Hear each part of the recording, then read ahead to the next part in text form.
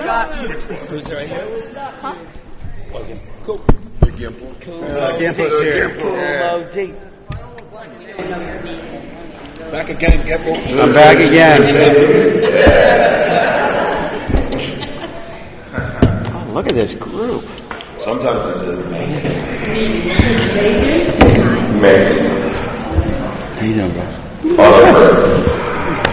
My man. Trying to do it. Good.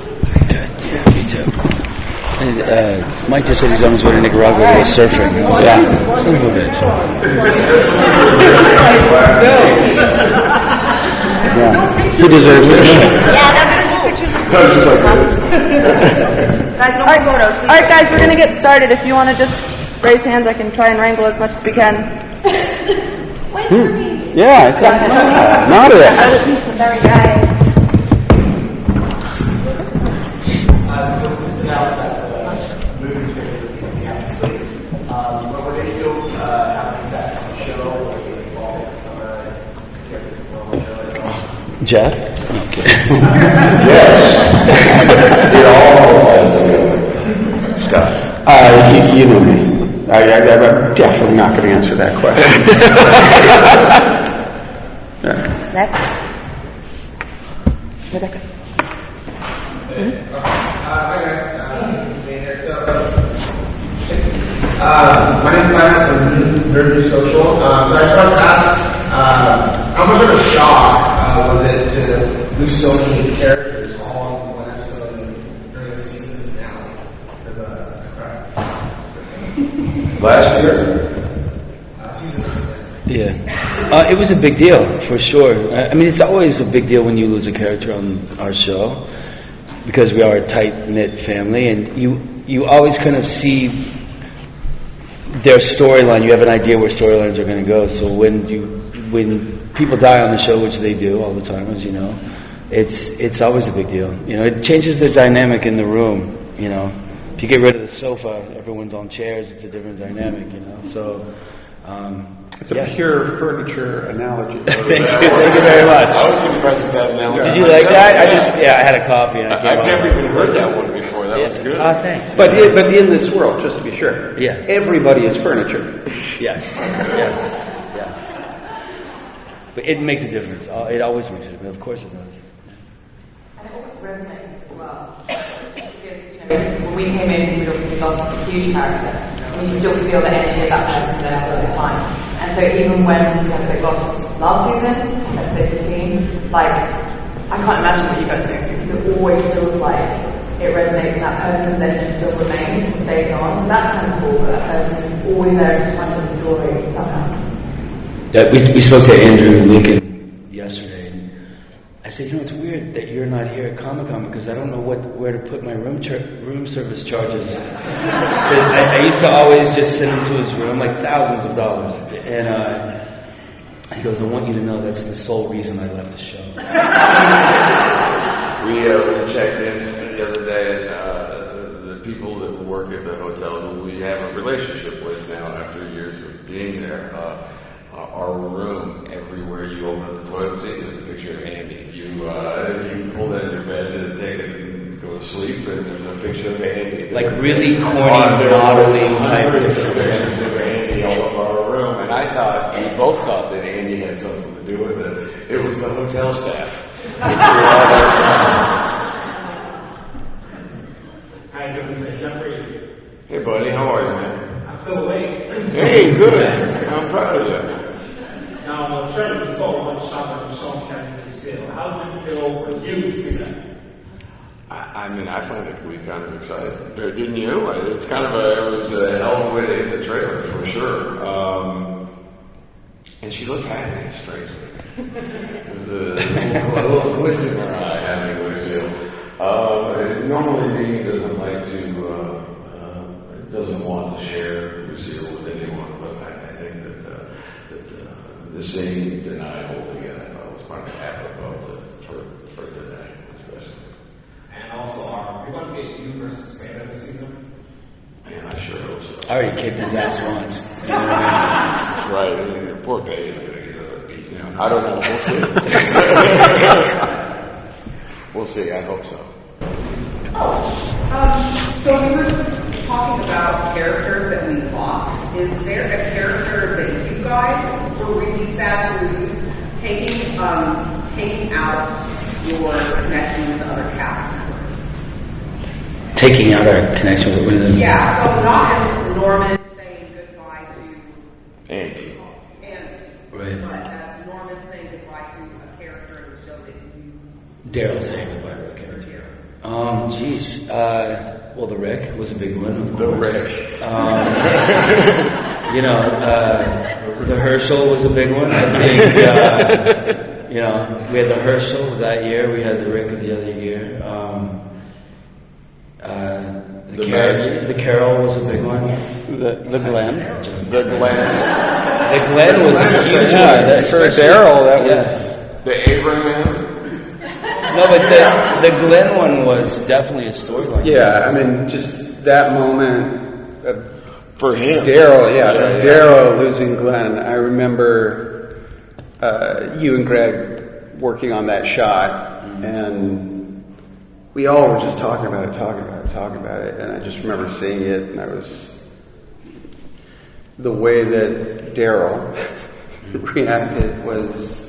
Yeah, that's one of the more painful shots of the show. Yeah, I think that was a breaker.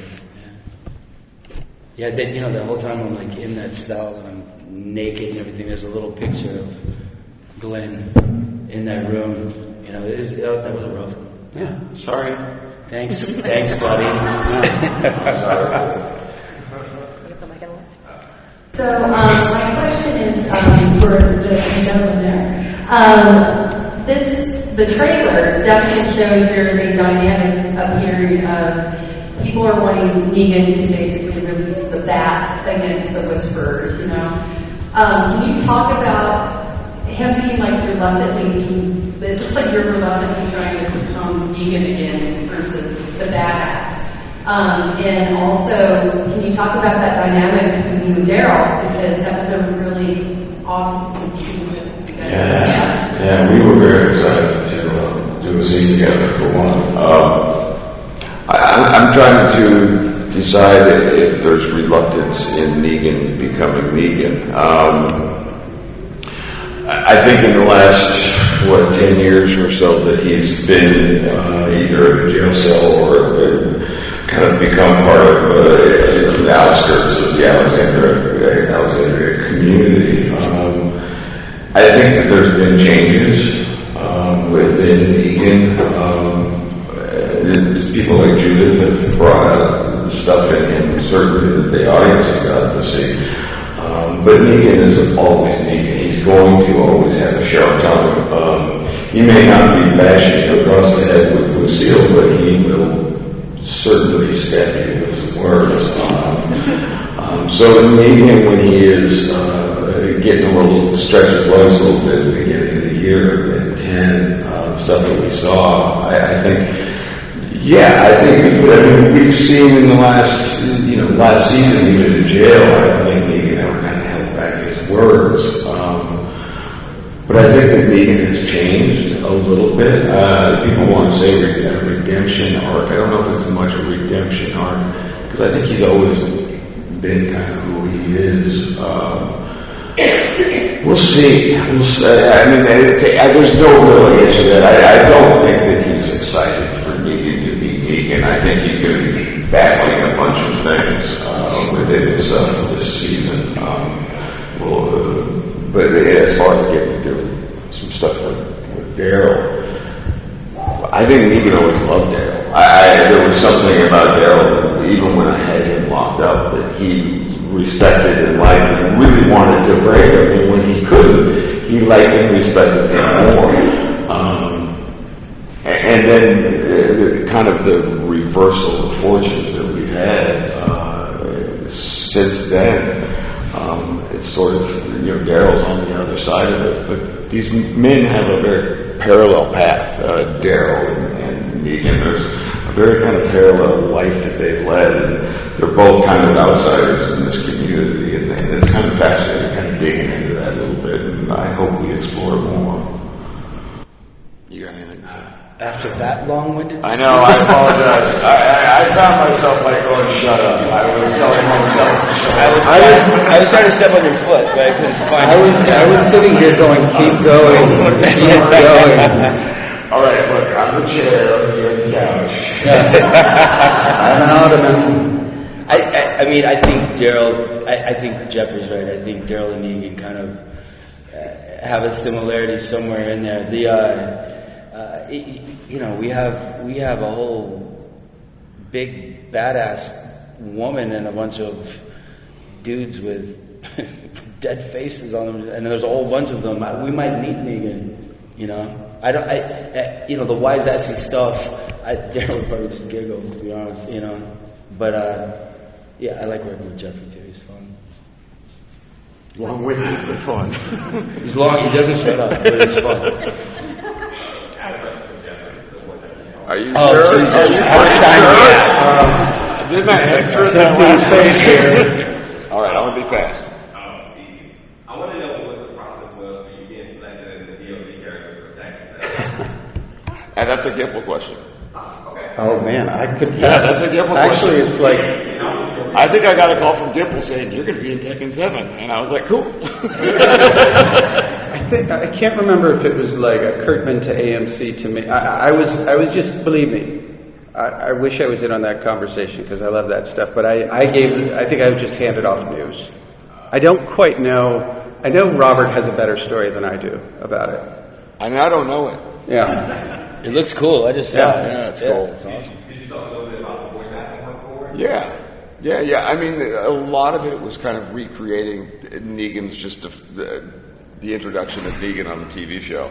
A lot of the voice work that I did was an absolute verbatim of him coming out of the Winnebago, and then I did added some 3-word kind of in the middle of a fight, smart-assy stuff. Shut up, Jeff.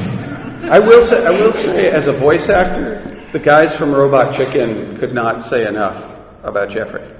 That sounds very reductive. Jeffrey can't say enough as either. a voice I'm like, as a voice actor, they love it. But the Robot Chicken guys, man, they went on and on about his voice acting. Everyone's going on and on and on. I don't know what's going on.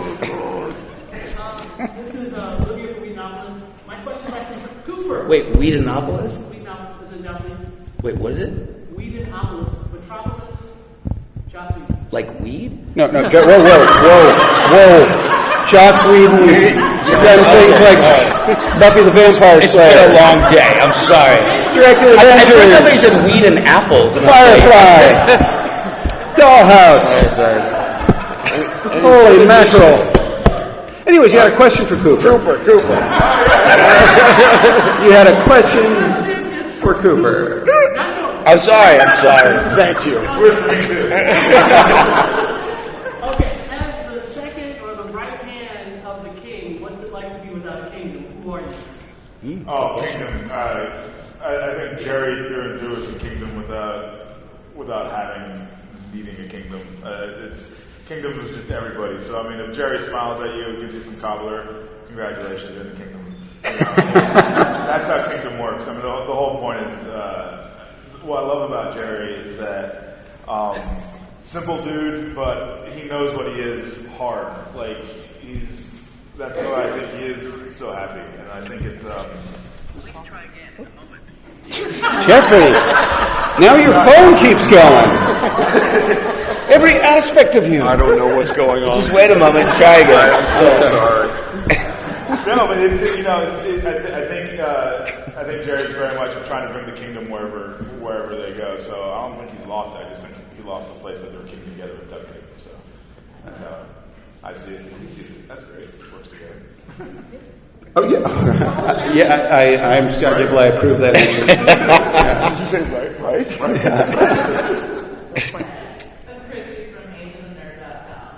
So obviously you guys have spent quite a good number of years with these characters, some more than others, and they've gone through an awful lot. So as actors, going through these storylines and emotions with these characters, we're going to be finding that you're still surprised to learn about yourself as you follow their journey as well. That I can take 6 Advil at once. Yeah, I mean, everybody went for the real answer. Yeah. No, I mean, this show's definitely beaten me up for sure. But you find your characters' differences with different people you meet. Like your relationships are always. It's an ebb and flow. You know, it's not just one character the whole time, but the circumstances and the people around you. As you grow as a character, they grow too. So it constantly changes. I think it's amazing not to get bored. Yeah. As an actor to play the same character for, I haven't done near what Norman has done, but this is the longest I've been a character ever.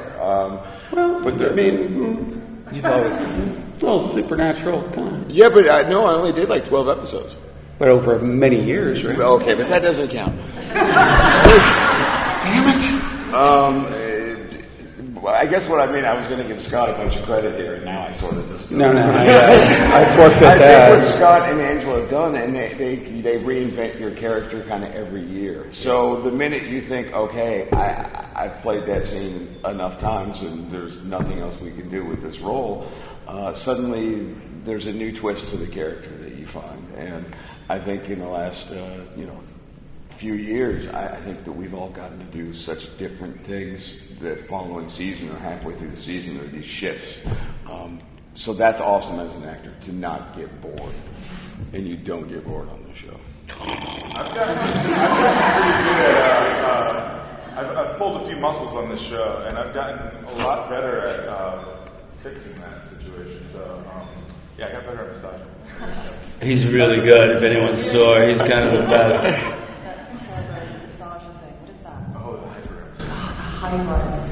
So good, it's a massage. I would go around last season. I was just shooting people with a massage gun, and they didn't know what was happening, and they started getting vibrated. It's heaven. In a nice way. It's heaven. You know, where we go through a whole season and not work with other actors. So, never cross paths. So when you do get to an episode or a moment or a scene with a new character that you haven't worked with before, it's a whole new thing. The show opens up again, and you're like, oh, okay, now we're doing everything. So I think that was just how many of us are. Guys, we have time for the last question. Well, one thing though, per this, and I'm so sorry, but Magna and Yumiko have like a much different story this season than they did last season. Yeah, way different. And like the amount of change that happens with you guys between the two, like is at an 11. It's confusing for me. I don't even know anymore how I feel about this one. Well, it's not done. We're still working on it. But how has that been as far as last season to this season? I mean, this relationship is like any relationship. It changes and it evolves, and we're changing and evolving too. But I think it's very true to that like we definitely see Magna and Yumiko take a different path and explore what that is. So she keeps saying that, but she just messes up.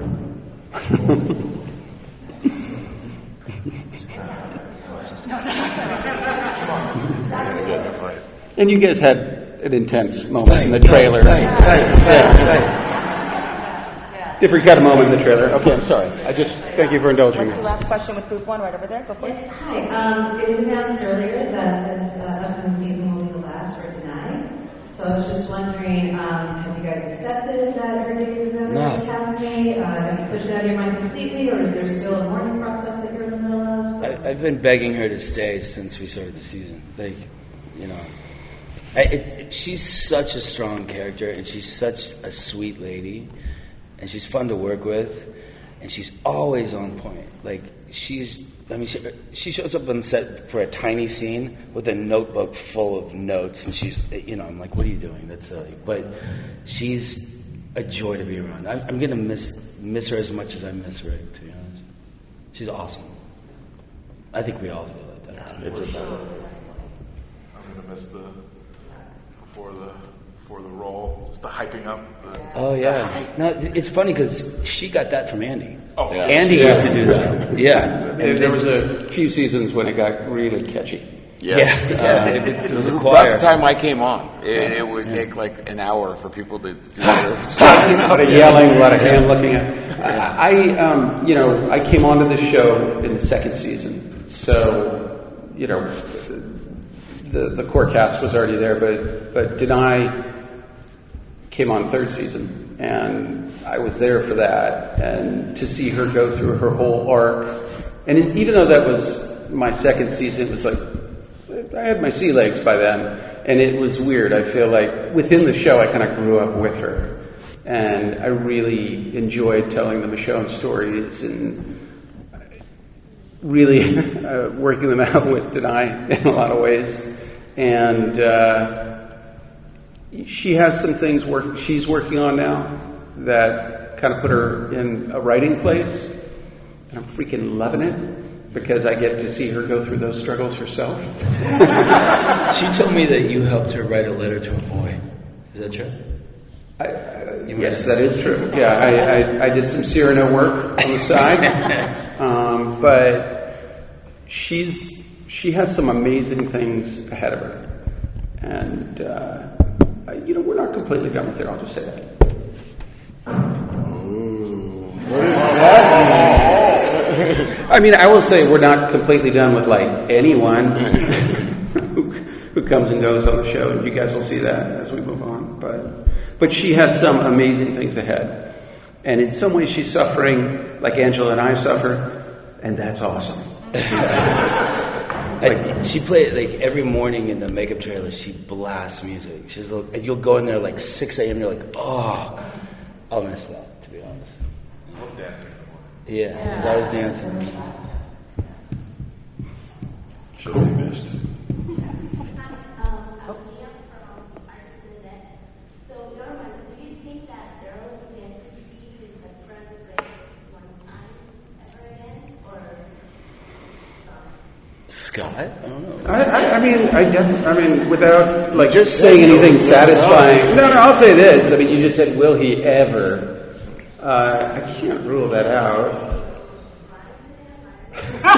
That is what. No. Have you seen a little film called When Harry Met Sally? That's how they're going to rejoin again. Whoa, yes. Whoa, my God. Yes. Holy mackerel. How do you know we haven't already shot that? Wow. Yeah, but I mean, the kind of stories that we can tell, and the canvas is getting much, much bigger. Okay, maybe not that specifically, but maybe. But up until that, the sky is the limit for The Walking Dead, and all of these characters are going to have rich stories, and we're going to tell them in all sorts of ways. Yeah, I do like the way that he and I ended on this show, like that story arc of this, and then finally, and then come on, brother. I loved that. I did as well. So good. Yeah, it's great. It was all right. And that, you know what? Actually, we can circle back to the first question, which is, it's funny, the way that you looked when the bridge blew up, when we were on your face. It's funny, it actually does connect to me all the way back to the way your face looked, the way your expression looked, the way your body looked when you saw Glenn die. Yeah. That there is a connection there. Yeah. And we're sorry that we do that to you so much. Why do you keep torturing me sorry, all man. the time? Yeah. But that was a pretty damn fun scene between Carol and Daryl at the end of the trailer. It was great. Yeah. I mean, you just saw a tiny bit of it. I mean, I was there that day, and I was just sitting there, just grinning, just fanboying out over the whole thing. Okay, you guys are all looking at me like I should stop. I'm going to stop. No. Oh wait, Jeffrey, this is how you felt. Here, let me jump in here. La la la la la. We're going to take a quick pass photo over here now. Put on over here. Who's in charge? Okay, let's kick this thing off. First question. Oh, hysterical. I was just wondering, since it's announced that it's the upcoming season, Will be the last season for Danai. I was wondering if everybody else had kind of accepted that the days are numbered, or if there's a mourning process, or if it's something you just kind of pushed out of your mind until it happens. I personally don't think about it. It's out of my mind. I think Danai said it perfectly. on stage when she says once you're in the Walking Dead family, you're in the Walking Dead family forever. Yes. And the amazing thing is, we still get together with all the people who, I mean, like John Bernthal hasn't been with the show since the second season, and we're still almost as close with him. We just don't see him on set every day. But Danai will be in our lives forever. Next, right? I hope so. Season, are you guys excited about working in the snow? We did the dead quarters yesterday over there, and we got to walk on ice and deal with frozen walkers. Some more frozen than others. Are you guys excited about snow? Maybe not be so sweaty. I don't know. That would be nice. Much more comfortable, I think. It's easier to stay warmer in winter than it is to stay cool in the summer.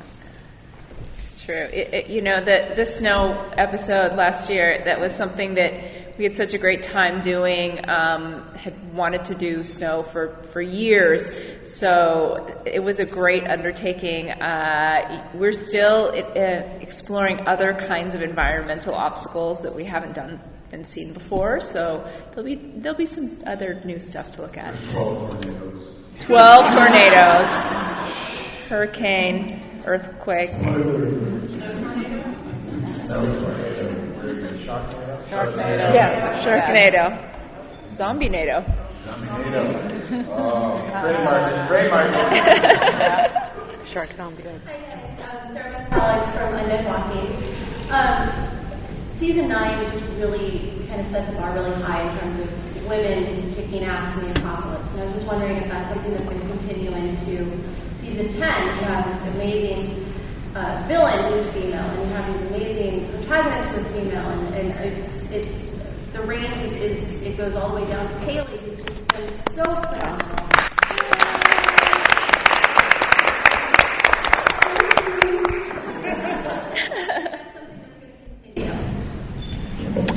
I mean, look at these women who are up here. They're amazing. I would love Cailey to talk a little bit about some of the stuff she's been doing, because I think she's killing it. Well, okay, so I've had a lot more things to do this season since last season it was my introduction, and Judith was just getting used to being older. And this season, she had her sword last season, and she's had a lot more training, so I get to do a lot more of that. And that's exciting. Yeah. But you should know that later. I also want to point out that there's this great thing that you may or may not be aware of called Reframe, which is a partnership between the Sundance Institute and Women in Film Los Angeles, and they actually have a set of parameters that determine whether or not a project, a film or TV show, is gender equal, and both season 9 and season 10 of The Walking Dead have qualified.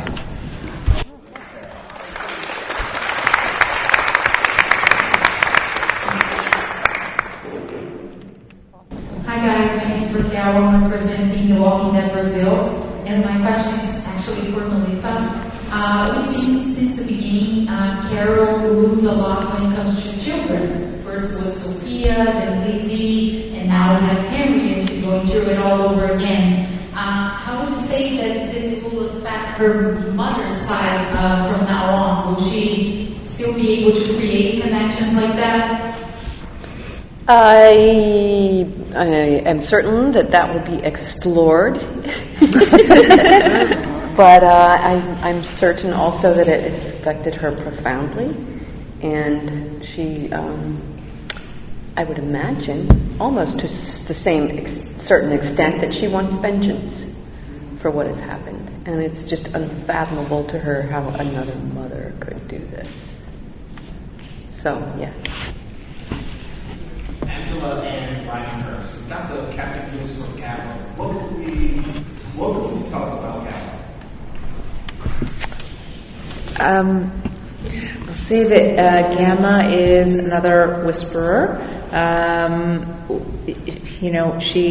We find out some interesting story about who Gamma is and who she's close to in the camp. Definitely, Beta is not used to anybody else having a quote-unquote name, since they don't usually name themselves. Thora Birch is a wonderful addition to the cast this season. So many of us are such fans of her body of work, and so it's been really great seeing her kind of rise into this very strange new role. Ryan? I'll go with that answer. That's good. What else can I add to that? She's great. She's wonderful. I mean, we just had a little bit of work together so far. She's phenomenal. She's a wonderful asset to the whole. And also, do all the other Whisperer names all the other names are by the Greek alphabet? They actually usually don't have names at all. It's a very special thing to be the alpha, the beta, or now the gamma. Some of them they obviously all had names before the apocalypse. Some of them might sneak around and still refer to each other by each other's names, but in general, no names. So my question is for Melissa and Angela and Gail. I loved the kind of mirroring that Alpha does of Carol, and how you have an abuse survivor and an abuser who's a woman, and how, even reflected in the hair. Carol let her hair grow, she cut hers. Can you talk? I really want to see you guys together and see you just go at it. Can you talk about working together on that and creating that kind of duality there? I don't know what all I can say. And even by saying that I don't know what I can say, it kind of says something. And that's all I'm going to say. So maybe they can speak to making something. I'm also I want to tiptoe around this a little bit. I'll say that, it's interesting from a writing perspective. We've definitely been delving into just the duality of these two characters, and the way that they've had certain paths in life and diverged in terms of what their kind of philosophy of the world is. But they're both two incredibly powerful women who just happen to be on opposite sides of this kind of epic struggle that is happening between our people and the Whisperers. So, there's just some really cool stuff up ahead. I think Melissa is amazing, as is Samantha. So they are formidable forces to go up against each other. Hey, Eric Gabriel, AFN, we broadcast walking with troops overseas. Oh, yay! Oh, wow, amazing. Being in the military town, interested to know if any of you have any connections to military, friends or family, and also what it means to be part of a show that brings entertainment to our troops around the world. It's really important to me. My cousin is serving in the Navy right now. My mother's first husband was an Air Force pilot who died in the service of our nation. So it's really important to me, and I really love the fact that we seem to be a show that has been embraced by our military in the U.S. and serving abroad, and that makes us all feel really good and so appreciative. My father was a Marine, once a Marine, always a Marine. Yeah. He loves the show, and I'm just proud that we can be a source of entertainment or anything to help the men and women serving the country. Yeah, my husband's his father and his grandfather were active military, and many of his cousins and uncles are military as well. So it's also something that's very near and dear to my heart. We've had family that was at Camp Pendleton, just out here. A lot of veterans end up working on our show in various capacities. A lot of walkers who are amputees come and work with us, and we're so grateful for them, for their service, and also just getting to work with them in a completely different context in their lives now. It's definitely a cause that I think many people involved with the show, just wanting veterans to have get the care that they need after their service, and we certainly have had characters in the show that have had military backgrounds, and it's just something that we've always been interested in exploring, and a community that we're really grateful to.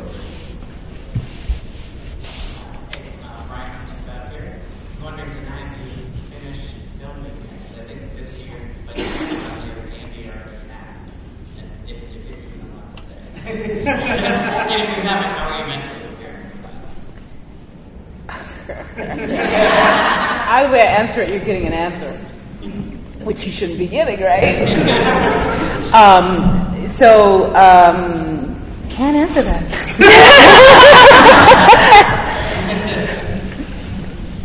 But I will say this. I'll say that the journey that Angela and her team constructed for Michonne is I'm very, very grateful for. And it really, as I said it earlier, you want to leave, having put everything out there. And they were so generous to me and allowed me that sort of an exit. And I'm very thankful for that. Hi, this is Olivia from Indianapolis, and my question is for Danai and Cailey. So last season we got to see Judith jump from little Judith to older and got to do things. And I was wondering, what was it like developing the mother-daughter relationship with an older Judith? And now going into season 10, how is that changing or developing? If you can talk about. I mean, I think it's one of the most phenomenal things that this show has done. I was floored by the genius of introducing Cailey at the end of episode 5 when we just lost Rick. I was floored by the genius of that lady. And I will say my first impressions of Cailey remain the same as the current ones, which are she's pretty astounding, and there's just I just don't know where you found her or how it did, but my goodness. And she also, I showed her a picture how she looks just like Sarah Wing Callis, which is just a whole other angle. It was just kind of amazing. It was actually really, really, I found it so easy because she's such a pro, this young lady. And she came in and she knew she was the last kicker, she just was. Of course this is who she grew up to be. And, she had the hat, she had the gun, and she had a little sword, and it just worked. Something just works. And you're like, wow, that's just magic. When something is just magic, as artists we want to find the magic, and you find it maybe 30% of the time. This was the magic. The beauty of it is it really allowed me, I don't know why, but I'm thankful for the fact that, she thinks I'm cool, so we hang really easy. I adore working with her. She's fantastic. Can't say enough. I agree.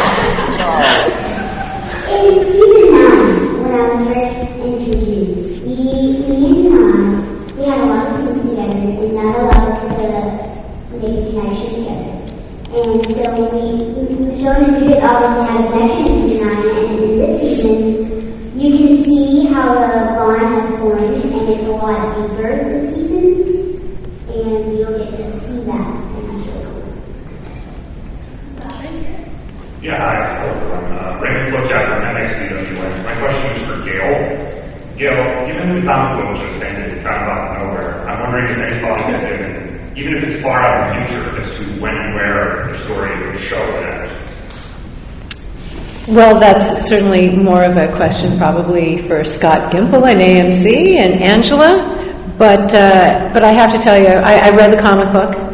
I fall into the camp of I thought it was brilliant. Maybe part of it is because I so appreciated that Robert Kirkman thanked us, which he didn't have to do. But I love that it had a hopeful. It was a hopeful world.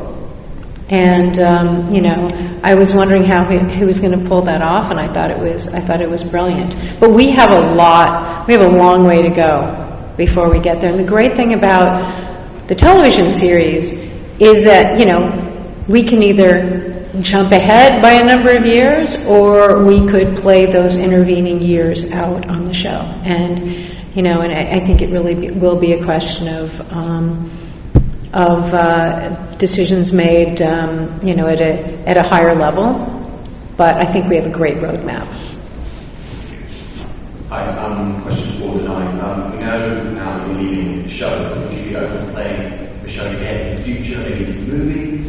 The unanswerable question. I see what you're trying to do. We're just going to move on. I playing the show. There you go.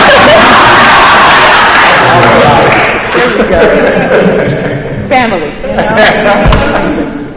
This question is for Angela. I'm trying not to put you on the spot here, but I had a question my wife actually brought up to me the other day when we were watching it. She said, honey, the human population's way down. They're obviously not reproducing at the numbers they used to. So that means food for the zombies are way down, the walkers. And we know that if they don't eat, they start to wither. What's going on? And I thought, well, my guess is there's still a lot more than we thought there were. But the ones that are left are going to be getting probably extremely aggressive beyond what we've already seen them as. Is this something that you thought about as how are they going to evolve over time as we keep going further and further into the future? You mean the walkers, right? We've really followed, for the most part, the rules of walkers that Robert Kirkman set out in the comic. We do have some shades that are a little bit different. Like there's much more of what you would call lurkers in the comic, where they almost go dormant. We don't quite play that the same way in the show, although we have seen with Michonne's pets that when they aren't actively eating, they sort of do lose a little bit of interest. But I think, there's also a hopefulness in discovering through the course of the series and books that there are more people out there than maybe people thought at first. So who knows what else is out there in the world. But isn't it that they're dying? I love walker science. This is so funny. But it's a soft science, It is a soft science. It's not chemistry or physics. I mean, there's so many ways to look at it. It's magic. It's magic. Because if we all have it, if we're all infected, then there are more that are coming along all the time that were, living and robust, and then they died just from natural causes or from being, knocked out or hit or whatever, sickness. And then they're walkers if they're not put down. So that population is also consistently replenishing. Mm-hmm. Yep. We have time for 2 more questions. Is that Kenya over there? Yay! Hey! Fantastic crew. I know you spoke a little bit about Michonne's story as far as Robert Kirkman has written it, but as far as the comic ending and the show possibly continuing, is there any roadmap that has been created beyond that, or are you still talking about it? Anything like that going on? Is this for me? Okay, so roadmap beyond Michonne and Rick, was that the? For the show, like the show in general, since the comic's not, since the comic, they're not writing anymore.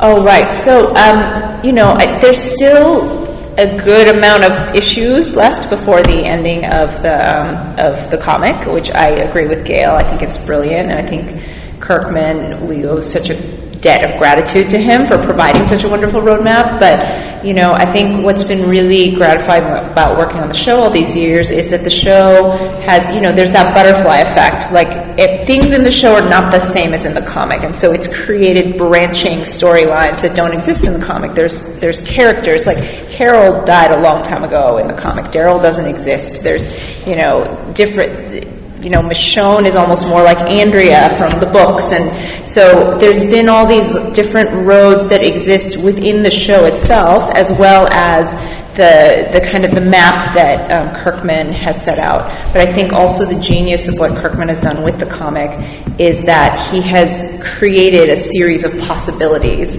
of other roads. And so, we've got to work on it kind of a season at a time, but there's also a longer view always. So I think it's the short version is there's still a lot of stories left to tell. First I just want to say it's nice that everybody else is catching up with strong female characters, but you two have been kicking ass for a long time before everybody else, and now just catching up. But playing off of that, with you two, this is such a fraternity, and there's so much passing of the time for mainstays to new characters on the show, especially for the two of you. The true religion and the advice that you're now going to pass down, although I feel like she's the most wise little one of all time, so she doesn't really need advice, but what advice do you give with incoming characters that are going to take the time?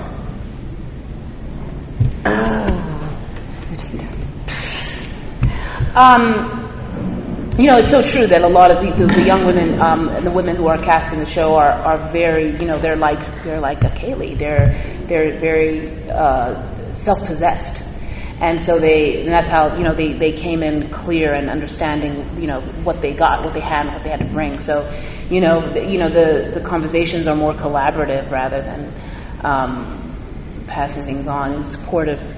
But I do, I definitely do encourage folks to, in terms of, I think we all do that in terms of figuring out, understanding your story, your character story, and feeling like you can have conversations if you want to, and not feeling like there's this gap between them and going to talk to the creative team, who are very collaborative and very open-doored and very interested in hearing their thoughts, and that sort of encouragement, because there are times that I think there are environments perhaps where that is not encouraged, and that's not our world, that's not who we are as a family, and I think that's something that definitely we encourage each other to understand that we can come in and have our own wanting to process and wanting to process with the creators and with the writers, and they're right there to do it with them, and that allows, I think, more and more of an ownership. I can never imagine. I've never had a creative conversation that hasn't been beneficial, and so that's definitely something that we definitely encourage, because I think maybe girls and women out there at times we don't feel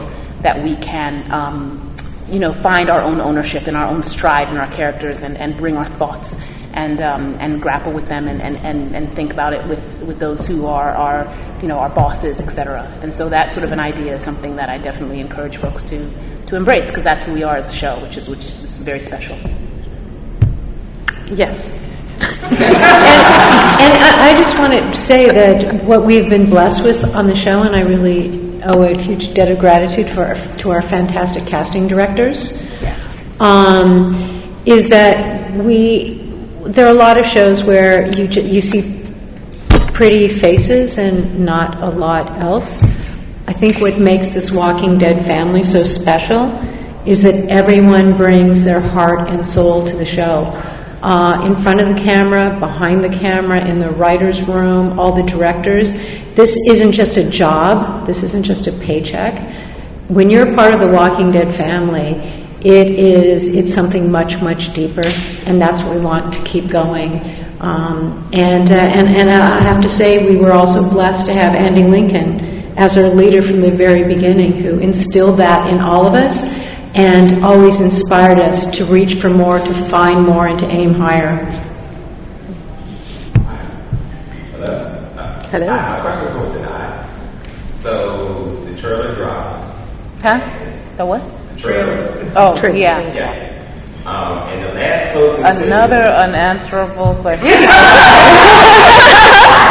was your reaction when you were holding Lucille? My reaction? To holding it and knowing you were going to have that scene. No, nice angle. That's pretty good.